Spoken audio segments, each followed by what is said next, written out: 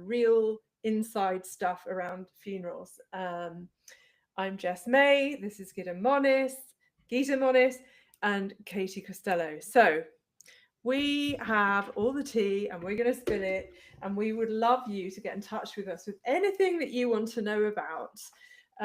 I am a funeral celebrant as well as a podcast host, and I have been doing this since 2013 as an independent celebrant. I'm just going to ask Gita to introduce herself, and then Katie, and then we'll share with you what we're talking about today. Yeah, so my name's Gita, or Gita, which call me whatever you want, as long as you don't call me Git. And I, which has happened, I am a humanist funeral celebrant, and also weddings, actually, because we like a good balance in life. And I also do funeral directing. So, yeah, trying to get around all the corners. Katie. Hi folks, I am also a funeral celebrant. I am a soul midwife and I'm a death educator. So I spend my days supporting the dying, honouring the dead and educating the living. And I do that through, say, the Soul Midwifery, the Celebrancy, and also my own CPD accredited death education course, which actually both the lovely Jess and Gita have both completed. And I do a lot of speaking events and advocacy and consultancy work for a variety of different businesses, all in the space of death and dying. So we're all pretty busy and it's a lot. I must tell you that Katie can't see me at all. So if I'm rolling my eyes about her, or swearing about her, or anything behind her back, she doesn't know. Yeah, so we normally just meet and chat anyway over a cup of tea. And so this is our equivalent. You are joining us in our living rooms at this time in the afternoon where we're meant to be having a cup of tea. Probably none of us had time to make one, but that's what we're here for. Oh, just me then, just me. I haven't managed to make it. They've both got one. We are going to be talking today about direct cremations, the big hot topic. We talked about it last week, a little bit about the practicalities, about what it is, about how it works. I'm going to ask Gita to tell us that again, in case you're just tuning in this once. And then we're going to talk about the emotional impact, the perceived emotional impact, what we suspect will be an emotional impact, and I don't know, maybe there's research around it. So we're going to talk about that next. And then I'm just going to get Gita to introduce the idea of direct cremations for you, in case you've got no idea what we're talking about. I will try to do this as short and succinctly as possible. So direct cremation, also often called an unattended cremation, which makes a little bit clearer that it is a cremation without anyone else there. So it is where the person that has died is taken to crematorium and is cremated without any fanfare or ceremony or attendance or gathering. Sometimes it can be, it can be done by any of your local or known funeral directors. They can provide this service as well. And there are also a few national companies that do this as a sort of express service. The difference between them is that the national companies don't always, can't always give you exact information about where your person is being looked after before they get cremated, or exactly where they get cremated, or exactly when they're getting cremated, although many of them do give some of this information. Whereas if you use a funeral director, you'll know where they are. You can even add things to the service like view your person, have meetings in person and all of those things. But the national companies is more through the phone, online, without much personal service. That's brilliant. I'm currently texting Katie because she's disappeared. I think she has disappeared. Yeah, you've disappeared. Oh, she's back. I think she's back. Here she is.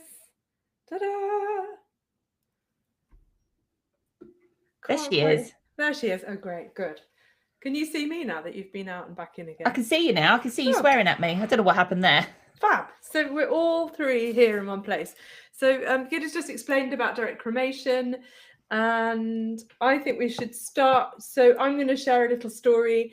I went to a local, like a really nice little local funeral director, and had a conversation with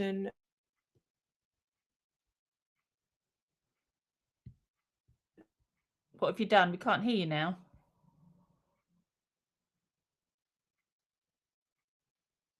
Have we lost her? This is not going well, is it? I think there's an elf on the line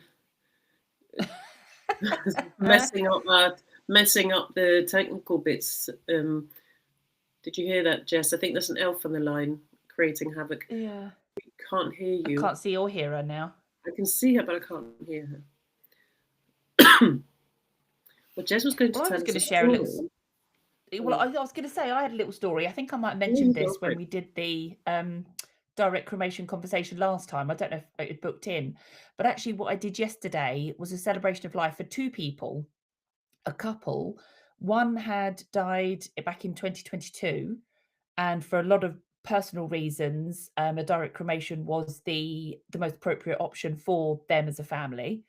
And then the other part of the couple, the other half died.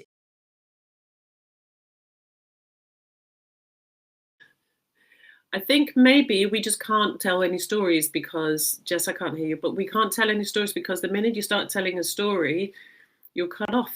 I don't think the elf likes stories. Now, since I don't know if anyone can hear Jess, I'm just going to keep talking, at least until Katie comes back. My closest connection to a direct cremation is going to be, well, I have handled several as a funeral director, where I had provided a very personalized service, but just not had a ceremony. And it has usually been the case where someone had very, very few people left, maybe one or two people. And I'm currently speaking to a family or the daughter of someone who would like to arrange a direct cremation or an unattended funeral, an unattended cremation, because her mother only has herself, as in her daughter, and a carer and a neighbor. Those are the only people in her life. They already know everything they need to know about her life. And instead of not having any personalized service at all, what we'll do is we're going to arrange they can come in and view the person in advance. And also on the day, we're going to go to the crematorium in the early morning, which is where the local Brighton crematoriums offer this unattended cremation. And what they will do then is are actually allowed to attend, but only like a couple of people are allowed to attend. Not that there's going to be a service, they're just going to be there to see the coffin, go in through the chapel, stand with them for 2 minutes, say their personal goodbye, and then leave. So they feel that they have still done something. They're just not going to be a service time in the chapel, or there's not going to be me as a celebrant doing that. It's just going to be a really short, gentle way of saying goodbye. That was just me filling in. Now I can see Katie's back, but we can't see you. Oh, she's gone again. What's happened to your sound, Jess?